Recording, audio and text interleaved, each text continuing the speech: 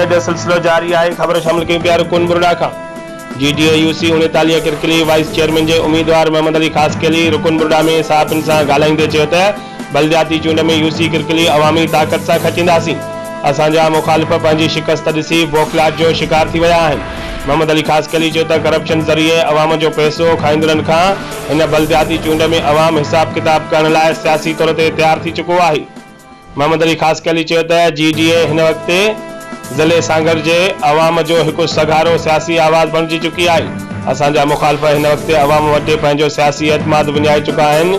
हाणे असांजे मुखालिफ़नि जे ठपनि हणण वारी सियासत ख़त्म थी चुकी है। रुकन बुरड़ा जी खासकेली बिरादरी समेत मुख़्तलिफ़ बिरादरियूं GDA जे उम्मीदवारनि सां गॾु आहिनि।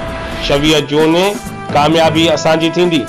उन मौके ते फ़कीर मोहम्मद खासकेली पिणु गॾु हो। रिपोर्ट कर रहा है जान मोहम्मद अबड़ो, बे न्यूज़ रुकन बुरड़ा।